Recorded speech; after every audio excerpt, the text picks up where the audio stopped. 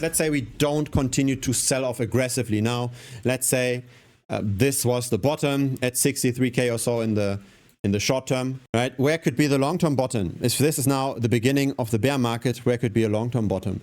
And we've got the measure of the realized price, right? So that's the average cost basis of the market. And historically, we tended to bottom out below that realized price. So realized price was not the perfect bottom. It was just a good indication of where selling pressure might ease. Currently, the average cost base of the market is at 55K. And so that's probably where selling might slow down to a degree. There is still correlation though between the risk on assets, right? Traditional finance, technology stocks, and crypto, right? So if technology stocks were to suddenly sell off, if say Nvidia was to suddenly sell off, that would obviously also have a spillover effect to the crypto markets. And then we don't really know what happens with crypto, because Bitcoin has never really seen a real crisis. The only crisis it has seen was COVID. During COVID, it sold off very sharply, then recovered also together with the rest of traditional finance. But we've never seen something in the sense of a GFC, a global financial crisis, right? The property crisis in the US. Or we've never seen something like the dot-com crisis. And unfortunately, we don't know how Bitcoin will react during times like this. My expectation is that first it will sell off, and at some point all the leverage will be gone, and then there will probably be a decoupling again from Bitcoin's price developments and tech price developments. But it's yet to be seen. But the very first potential bottom, medium-term bottom, and where first selling pressure might ease in case traditional finance does not sell off, is the 55K mark. If you want to be a bit more conservative, you can use the long-term holder realized price. So instead of using the entire realized price, you can look at the long-term holders. They tend to adjust their cost basis a bit later. Here, the bottom is at 40K. And again, we might fall below that. With COVID, we just dip below this within the day.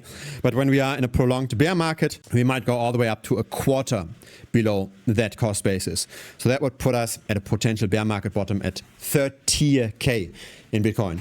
Now, I'm not making all of these things up, all of the numbers up, right? I'm talking about these kind of indicators for a long, long time on this channel. Even during the bull market, etc., I always talked about this cost basis. The reason why I think it's so important is because really we can't value Bitcoin that well. So the way this works is in traditional finance, right? I actually have a traditional finance background. So I studied investment management and financial analysis at the HKUST. So I did a master's at the Hong Kong University of Science and Technology. And the way we tend to value traditional assets is just by looking at their cash flows and by projecting their cash flows.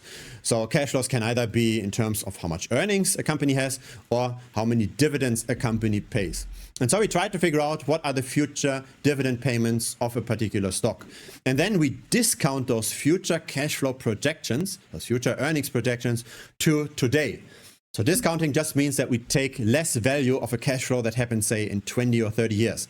We're less interested in that cash flow in 30 years because there's a time preference of money, right? We like to have our money today, not in 30 years, but also because there's inflation. There's a risk-free rate, right? We can get, without any risk, some kind of cash flow if we just deploy this in government bonds. And so because of that, we have to put less value on the cash flow in the future. We have to discount the future cash flows. So that's a DCF method, right? The discounted cash flow method. And so this is how you value traditional assets. So you just project future cash flows. That's true for stocks. That's also true for property. That's true for everything except Bitcoin, right? For Bitcoin or for gold, for non-cash flowing assets, we have to use other parameters. For gold, I like to use just the monetary base, right? We look at the market cap of gold, and we divide this by current USM2, we get a relative valuation. For Bitcoin, I think the best is just the average cost basis.